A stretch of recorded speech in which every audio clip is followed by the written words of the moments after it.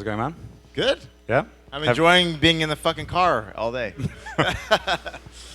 Cool. So we got Arthur on stage today. I think we're going to walk through a bit of the background around Ethena, and I guess the origin story sort of came from Arthur and a blog post he put out in the beginning, and then just sort of talk about different pieces of the market and sort of outlook for the next 12 months.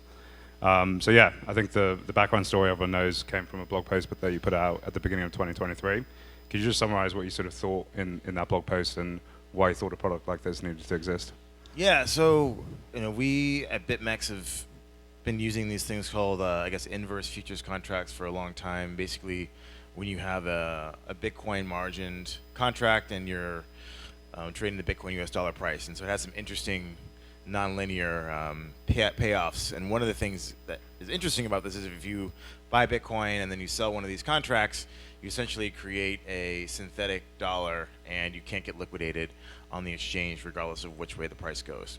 And so we thought, well, that'd be an interesting thing to use for a US dollar stablecoin. And I've been doing crypto since 2013, and I've seen all the sorts of banking issues that exchanges have faced.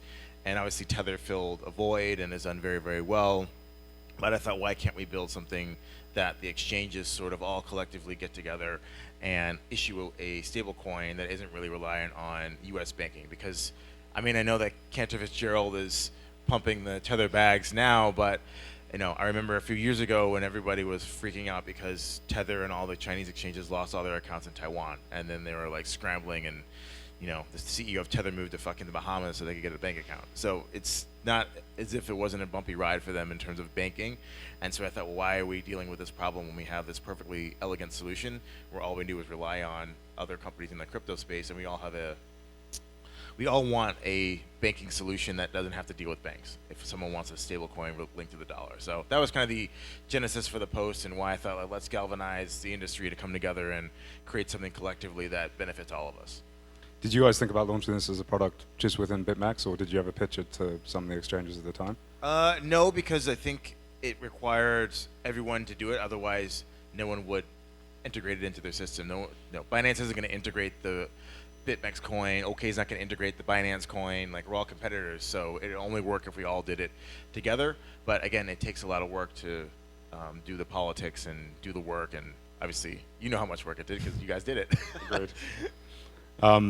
Yeah, so I was wondering, there's obviously an interest rate that's sort of attached to that type of trade, the cash and carry. It's something that you'd been doing before you had even started out with BitMEX, right? That was yeah, so I started in crypto. Yeah. Could you just explain intuitively why that interest rate exists, why it makes sense, if it's sort of sustainable going forward in time? Yeah, so Bitcoin is the best performing asset in human history in terms of the time span, and I don't know, 8-10 years, it's over $1 trillion worth of value. And so buy and hold is a strategy that usually works, and people have made a lot of money doing that. And so there's a propensity for people to go long, and long with a lot of leverage, and some have done very, very well doing that. So traders want to go long, and they're willing to pay to go long because they've seen such explosive price movements on the upside, which means that there's an interest rate that they're willing to pay to essentially get dollars into the system for someone to offer them that short leverage. And that's basically the cash and carry trade. So when I started in 2013, you could make 200% per annum buying spot Bitcoin and selling futures contracts. Now it's about, I don't know, 20-30% per annum-ish. And so as trade works, you can make a lot of money doing it in a risk-adjusted fashion, and so that's why it exists. I guess until this year, we'd seen different interest rates between TradFi at sort of 5.5 with risk-free rates. You'd seen rates within DeFi that fluctuate pretty dramatically, and then I guess this rate is sort of the risk-free of CeFi, even though it's not risk-free. We've seen those are the kind of disparate interest rates that aren't connected and don't sort of follow in line. Do you think that sort of changes as the space matures, different forms of capital come in to sort of tie them together, or do you always think that there's going to be interest rate differentials between these different markets? I think that given there's way more fiat currency in TradFi than there is intrinsically in crypto, there's always going to be a difference. And obviously, if you're a TradFi person, and you want to cover your ass, you don't want to, put your money on a crypto exchange that goes bust, right? The SEC just dinged the Gallo Capital for not doing custody correctly because they put money in an exchange that went bust, right? It's a completely bullshit case, but he's gonna have to spend millions of dollars in legal fees to fight the SEC. If you're a TradFi Muppet, you don't want to deal with that, and so there's a counterparty risk attached with crypto, and so there's always going to be a shortage of fiat dollars when the price moves. I guess on the topic of interest rates, it's been something that you've been quite vocal about being the next frontier, an area that you sort of think is going to grow quite a bit in the next few years. Why do you think interest rate trading and derivatives hasn't sort of developed as quickly as other pieces of the market? And who do you sort of see as a main beneficiary of that market growing through time? So a lot of people in crypto, and maybe this speaks to some of you here, are not, they come from finance, and so an interest rate and a bond price and how a yield moves is kind of not something that people are really accustomed to. The reason why we created the perpetual swap was because we got customer support tickets from people who thought we were scamming them because the futures contract expired on the day that we said it would expire. And so if you come to it with that sort of knowledge base, and now I'm talking about like, DV01 and nonlinear exposures of an interest rate swap and all the bond math that goes into doing these types of trading, it's just very fucking complicated. And how do you abstract all that complication into a trading product aimed at a cohort that's obviously very good at building technological solutions, but might not have a lot of financial literacy in these products? So I think it's just too complicated right now. And so I'd rather just go 100x long on Bitcoin dollar, just easier. I guess you've been pretty vocal around Pendle as well, who's sort of doing the fixed to floating swap. And in TradFi, you sort of see natural buyers of fixed rate products, whether it's insurance companies. And I guess the question is, why do you think fixed rate products haven't had that much of a development within crypto? And do you think there is a natural buyer and seller of that type of product, or what do you need to see change within the market for that? Well, you need a lot of leverage. So if you're trading interest rate swaps in TradFi, you get 100, 200, 1,000x leverage. You don't even have to put post collateral a lot of times when you're putting on these trades. Obviously, we don't work that way as exchanges because we don't have the Federal Reserve or the Bank of Korea or anyone bailing us out every time we fuck shit up. So you can't offer that kind of leverage on trading interest rates. And then it's not that attractive for traders if the rate moves 5 basis points and you don't have enough leverage to really make a lot of money. So the reason why Pendle, I think, really took off this year was the points narrative, right? People are trading these points and airdrops, the expected amount of whatever that value is in the future, and they're willing to pay a rate for that today. And that's why people are starting to try around and trade these things and understand, oh, okay, well, if I pay a 50% per annum return, but the points are worth whatever they're worth in the future, does that make any sense? And I think that's what we need, some sort of thing that intrinsically crypto people get, and then you get into sort of the esoteric financial products that allow that trading to happen. I guess one of the pieces of the market that changed a lot from last cycle and hasn't sort of evolved in the same way as the credit markets. So under collateralized lending, all of the lending that was going on with Alameda, 3 Arrows, that kind of stuff. Do you think that's something that needs to return to the market that we're missing? It sort of keeps things in line, more liquid. And do you think it does return and maybe in a different form? Yeah, absolutely. People want leverage. They're going to do reckless and stupid shit like give idiots money to do under leveraged under collateralized loans. It just requires the market to go up, right? When the market goes up and everybody's flooding into crypto, then silly stuff starts happening, and business models that are essentially just credit transformations happen. So it's not happening now because a lot of people are still burnt. They're still feeling the wounds from 2022, but Bitcoin at 500,000, all those business models come back. Yeah. And then they'll go bust again.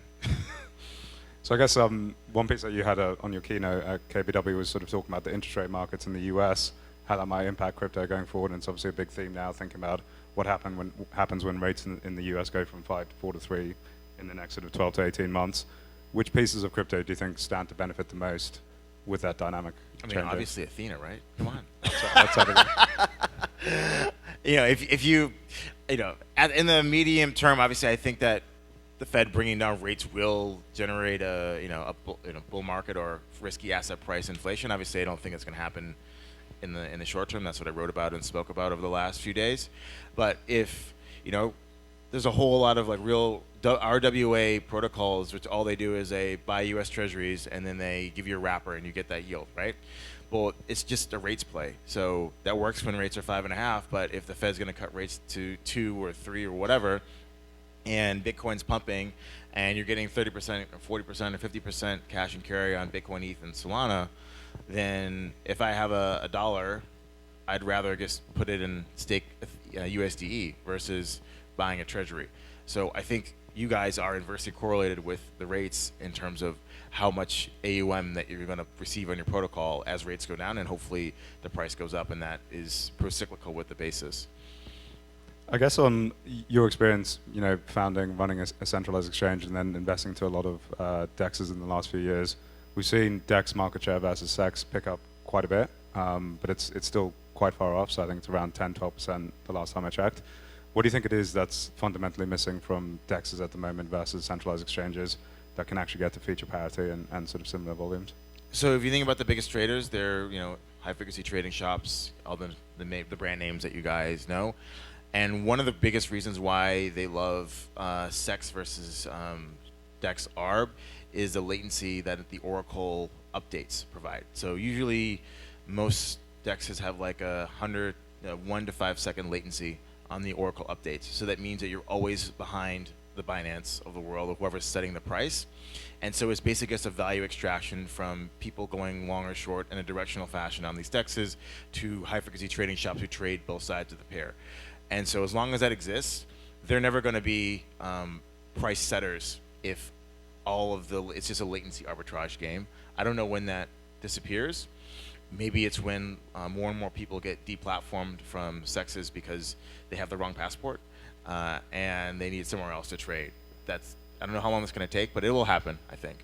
So I guess as they stand now, do you see like a reg arb around DEXs versus SEXs being the core value proposition, i.e., I guess your argument there is that you're getting picked off by these traders, but I guess you don't need to sign up for KYC in the same way on these DEXs. Is that sort of the core value proposition? Yeah, or there's a product that is not offered in your region, or the exchanges, the SEXs are too afraid to list whatever you want to actually trade, and so you'd rather trade it there. So there needs to be differentiation in product, differentiation in the location of the client base to overcome this structural reason why you're always going to essentially lose money to better trading shops on a DEX.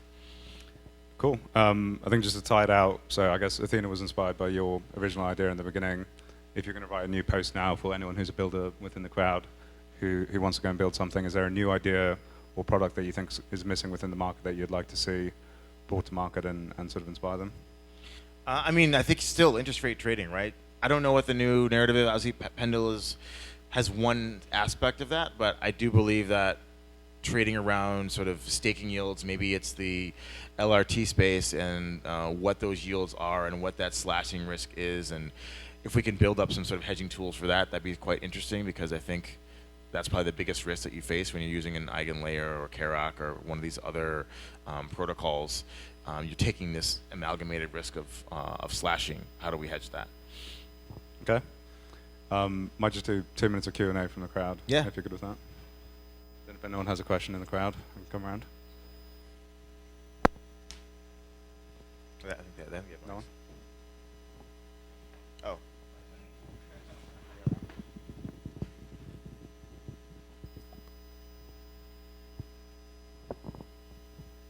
No one? Come on, don't be shy. John.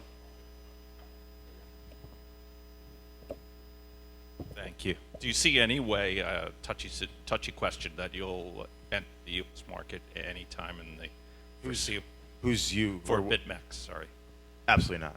No. Don't want to get fucked in the ass again? Nah.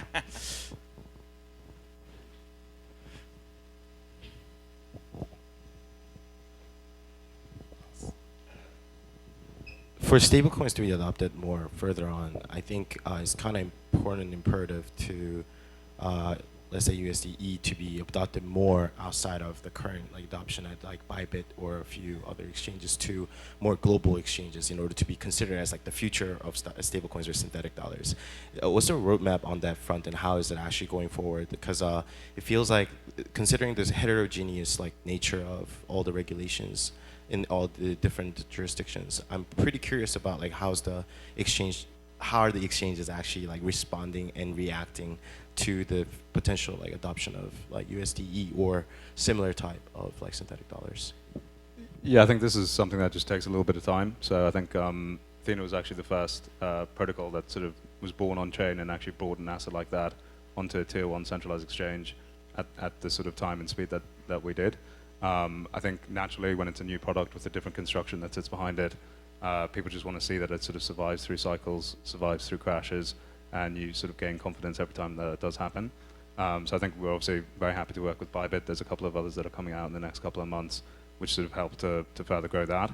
I think the other piece is that because the backing is not touching what is an outright security, like a treasury bill that you see with the RWA-backed stables, it has different treatment in different jurisdictions. So within Europe, for example, there's exemptions around asset reference tokens where you've got a commodity that's fundamentally behind USDE, whether it's Bitcoin or ETH, and that's not a security. So there is actually easier sort of acceptance of that if you put the risk piece aside to be able to have that on collateral. But I agree. I think we sort of see the first step that we took, which was DeFi, integrating within those apps as really just the first step. And the two bigger opportunities, I think, are actually taking onto centralized exchanges as collateral, as we've sort of started. And then the third one is around giving it as an institutional product to TradFi, where you can actually wrap up these interest rates in the way that Arthur was describing, that you see this inverse correlation between rates within crypto and treasuries. I think that this becomes an extremely interesting product for those large asset managers once rates start to come down in the real world.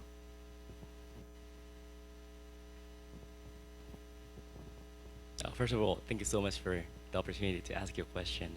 I mean, long-time newsletter subscriber to you. I would like to shed light on onboarding the mass into decentralized exchanges.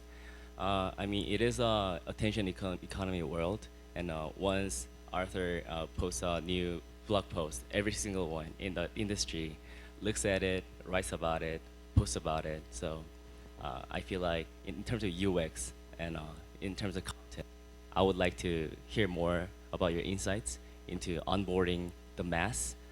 You know, I mean, it's all about the content, in my opinion. You know, we're all here to make friends. I mean, you're mentioning you're here to make friends in real life in Korea, Japan, APAC. So, in terms of you know, anything you could shed light on. I think you need to have a reason why you're going to deal with the DEX, right? Because it's not. We think it's easy, and like really, you know, convenient. I love it. But if you're used to trading on a centralized platform, even maybe it's just your stockbroker, right? To go through these 4 or 5 steps before you start trading, it's just too much. Unless there's a reason why, you know, there's a particular coin that you heard about in the news and it's up 5,000%, you can't trade it anywhere else, and the only place you can trade it is on a particular DEX, then you do it, right? So it's, I don't know, you can't predict when it's going to happen. It's just, we just keep throwing products out there. If we find something that sticks and it's only available in our ecosystem and there's a big, you know, demand for it, then they're going to go through the pain of onboarding onto a DEX and learning a new way of trading. Thank you.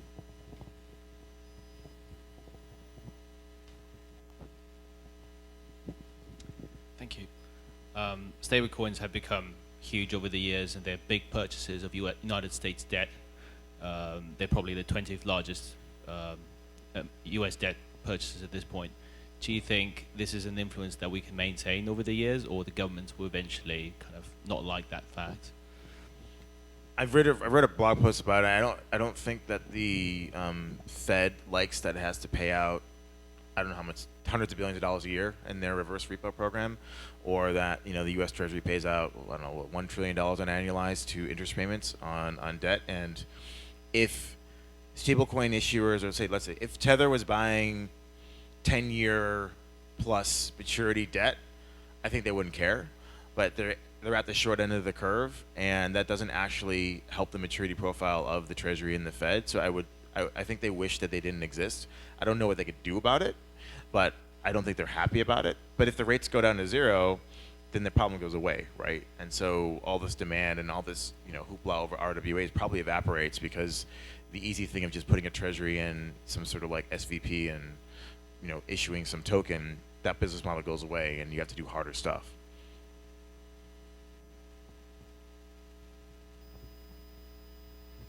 There's no further question. As a host, can I ask you one favor? Sure. thanks to Guy, like who has been supporting us for 2 consecutive years. Last year at All for Staking and for Epoch Seoul. Like for those who are attending here, I know like everybody's like very busy, but they made time to like see you and Arthur. Like, could you guys share any offers regarding Ethena, like as in like future roadmap of 2024 and 2025? Yeah, sure. I think put out a blog post on this about 3 months ago, which just had, I guess, the way that we think about transforming Ethena from what is now just an asset issuer, which has got one product, and that's USDE. I think the high-level view is that I think you've got 3 different ways that you can create 10 billion plus protocols within crypto. You've got creating money, which is like BTC and Tether. You've got exchanges like Binance and Coinbase, and then you've got networks like Ethereum and Solana. I think the vision that we have is seeing Ethena as an interesting middle piece within those 3 different segments, and the view that we have is that you've got the single product now, and it's sort of like a really powerful product that actually other applications want to come and build on. So the way that you've seen different DeFi apps integrate with USDE, giving them a structurally higher yield on dollars, actually like unlocks a lot of new primitives that you can start to build around that core asset. And so the idea is that we want to start incubating in an ecosystem around that product and actually building it on a chain as well. And then I think the final piece is actually thinking about Ethena's interaction with centralized exchanges and how we can actually be helpful in growing decentralized exchanges from where they are now. And part of the thesis here is that Athena is roughly 10 times the size of all of the ETH open interest that sits on decentralized exchanges right now. And there's an interesting opportunity to take some of the flows that we have with centralized exchanges and bootstrap some of these new initiatives, which sort of bring value back to Ethena. So it's something that we're going to have a bit more details out in the next sort of 6 weeks. But the vision is you sort of got money, network, exchange, and that's sort of the end game of how we're thinking about things. Cool. All right, off to the bar. Thank you. Thank you, Guy and Arthur, for the chat.